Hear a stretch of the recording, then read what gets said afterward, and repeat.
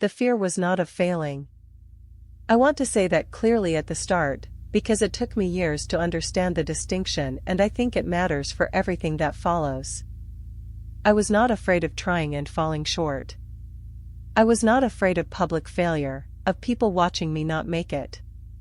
I was afraid of something quieter and, in some ways, harder to name. I was afraid of succeeding at a life that didn't mean anything. More precisely, I was afraid of succeeding at an ordinary life and then having to live inside the knowledge that I had settled. That I had found the ceiling and it was lower than I'd told myself it would be. That I was, in the end, simply average, a word I had treated, from adolescence onward, not as a neutral description but as an accusation. My cousin Devin used to tell me I was the most anxious, ambitious person he knew. This was not entirely a compliment. He said it with a kind of fond resignation, the way you describe someone whose particular quality has become their most consistent feature. He meant that I was never just trying to do something. I was always trying to do something that would be enough. Enough for some internal standard that kept moving upward. Enough for some audience I was performing for that I had never clearly identified. The performing started early. I was not a child who was pushed particularly hard by my parents. This is important, because the easy story would be that someone else built this in me and I can trace it to a single source. The truth is less clean. The pressure was largely self-generated, self-sustained, and self-escalating. I watched myself surpass what I had set out to do and respond not by feeling satisfied but by immediately raising the target, so I was behind again. I managed, with a consistency I can only now see as remarkable, to never be enough for myself. The word ordinary operated for me as a kind of border. On one side, people who had lived up to what they could have been. On the other, people who had subsided into the available. I was terrified of the subsiding. Of the moment when I would look at my life and see that it was entirely explainable, that anyone who knew the inputs could have predicted the outputs, that there was nothing in the results that surprised even me. Ordinary, in my private lexicon, meant legible. It meant that I had not distinguished myself from the baseline trajectory of someone with my background and capability, and that I never would. What I was not examining, what took an honest conversation with a therapist named Celia, around the time I was 32, to begin to bring into focus, was what the fear of ordinariness was actually protecting me from. Because fears that specific, that durable, that self-sustaining, are almost never simply about the thing they say they're about. The thing beneath the fear of ordinariness was, I think, a fear of being invisible. Of mattering to no one in any particular way. My internal picture of an ordinary life was not actually a picture of simplicity or quiet satisfaction. There is nothing inherently wrong with either of those things. My internal picture was of a life that no one would stop to look at. A life that left no mark. A life that could have been anyone's. Celia pointed out, with the directness I had come to rely on from her, that I had spent most of my adult life in a state of low-grade emergency around my own significance. That the drive I described as ambition functioned less like ambition, which reaches towards something, and more like flight, which moves away from something. I was not running toward extraordinary. I was running from ordinary. And those two things look identical from the outside and produce completely different inner lives. Running towards something has a center of gravity. It knows when it has arrived, or at least knows what arrival would look like. Running away from something has no center.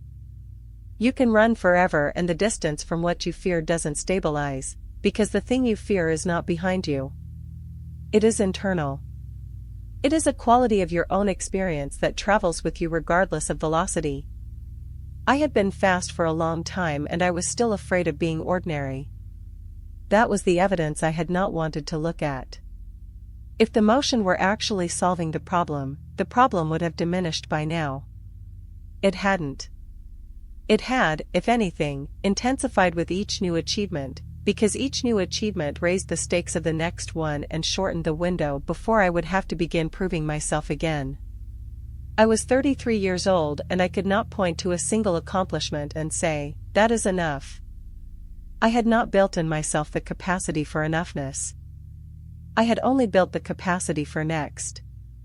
The thing Celia asked that cracked something open, she asked it several weeks into the work, and she asked it plainly, without special emphasis, which is somehow what made it land the way it did, was, "What do you think will happen if someone looks at your life and thinks nothing special here?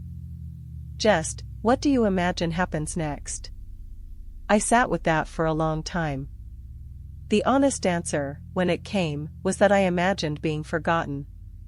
Not after death, that didn't frighten me particularly. In the present. Being in a room full of people and being the one they didn't quite register. Being someone's acquaintance rather than their story. Passing through without leaving an impression. This was the actual fear. Not mediocrity as an abstract category. The specific lived experience of being unremarkable to the people whose regard I wanted. The work of the following years was not to stop caring about doing meaningful things. I still care about that, and I think that caring is legitimate. The work was to disentangle that caring from the machinery of the fear. To let myself want to do things well without the survival-level urgency that had been attached to it. To see ordinariness not as an accusation but as a baseline, something you can choose to move beyond through genuine curiosity and investment, rather than something you're fleeing because the alternative is annihilation. I am still recognizable as the person I was. I still work with attention, still care about doing things that matter. But there is a different quality to it now. It is less driven by the particular darkness of what it means if I don't, and more by the genuine light of what happens if I do. That distinction, toward versus away, has changed the texture of the effort even when the effort itself looks identical from the outside. The measure I use now is different too. I stopped asking whether my life was extraordinary and started asking whether it was mine. Whether the choices in it were made for reasons I could examine and defend, rather than as mechanisms for escaping a fear I had never named. A life that is genuinely, fully mine, even if it looks entirely unremarkable from the outside, is something I can inhabit. The extraordinary life lived in flight from ordinariness is a cage. That realization didn't come easily. It came through the slow, uncomfortable process of getting still enough to hear what the fear was actually saying. And what it was saying, when I finally let myself listen, was nothing I needed to be afraid of. It was just pain. And pain, unlike fear, you can actually move through. Here is what I carry forward from this, and what I hope might be useful if you recognize any part of your own story in mine. The pattern I described does not operate because we are careless or unintelligent or unaware. It operates because it has a function, because it is doing something for us that we have not found another way to do. Staying in the wrong situation, staying silent when we should speak, not walking away when the door is right there, all of these behaviors persist because they are solving something, even if imperfectly. They are providing some version of comfort or protection or identity that we have not yet found a better way to provide. Understanding that function is the first move. Not judging the behavior, but asking honestly, what is this doing for me?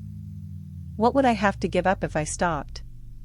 What am I afraid will happen if I make the change I know I need to make? Those questions do not dissolve the pattern automatically. But they make it visible in a new way. And visibility changes the relationship to the thing.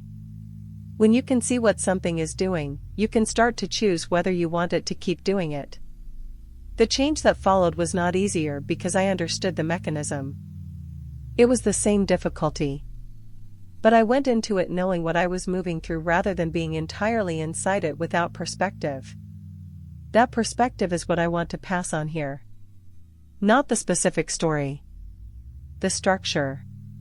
The shape of how we stay in things longer than we should, how we look away from things we can see, how we tell ourselves the thing will change without giving it a mechanism for changing. You are not alone in this. It is not a character flaw. It is how the human nervous system manages uncertainty and fear. But you can do something different. The doing starts with the looking. Look at it. Directly. Honestly. without the story that makes it easier to carry. And then decide what you want to do with what you see. That decision, fully conscious and fully yours, is the only kind that actually changes anything. There is also something I want to say about the specific moment of turning toward rather than away, the moment when you actually do the thing you have been not doing. Because that moment has a texture that I was not prepared for, and that I think is worth naming so you know what to expect when you reach it. It does not feel like relief. Not at first. The moment of change, of finally having the conversation, or walking away, or saying the thing, or making the decision, often feels worse before it feels better. There is a period of acute discomfort in which the old equilibrium has been disturbed but the new one has not yet settled. You have stopped managing the avoidance, which means the thing you were avoiding is now fully present, no longer softened by distance. That period is real and it is temporary. I want to say both of those things with equal emphasis. It is real, do not be surprised by it, do not mistake it for evidence that you made the wrong choice. And it is temporary, it has a duration, and that duration is almost always shorter than the years of management that preceded it. The other side of that period is different. Not perfect, change does not produce perfection. But different in the specific way of someone who has stopped spending energy on maintaining something and can now spend that energy somewhere else. The ambient cost disappears. The weight that you had normalized as simply the weight of life turns out to have been specific and removable. I have felt that release more than once. Each time it is instructive about how much I had been carrying that I didn't know I was carrying. You probably know what you're carrying. You just haven't decided to put it down yet. When you decide, it will be hard first and better after. That is almost always the order of things. And the better, when it arrives, is real. What I notice now, in the life I have after the story I told here, is a kind of attentiveness I didn't have before. Not anxiety, that's different. Anxiety is looking for the thing that might go wrong. What I have is more like a quiet, ongoing check-in. Am I here because I want to be? Am I saying what I actually think? Am I moving toward what matters or managing around something I haven't named? These questions don't produce constant disruption. Most of the time the answer is, yes, I am where I want to be, saying what I think, moving in the right direction. The check-in confirms what I thought.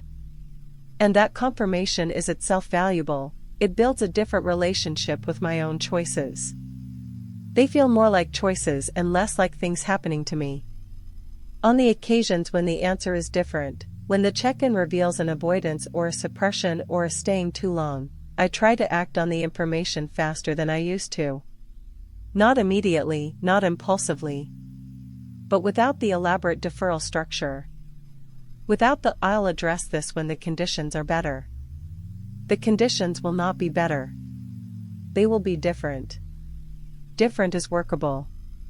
Better is a fiction. I am the only condition that changes. And I change through the practice of looking and then acting on what I see. That's the whole thing. The looking and the acting. Over and over. For as long as it takes. Which is your whole life. But a whole life spent actually inside it is worth more than a whole life spent at the edge of it, managing the view. I know which one I want. I think you do too.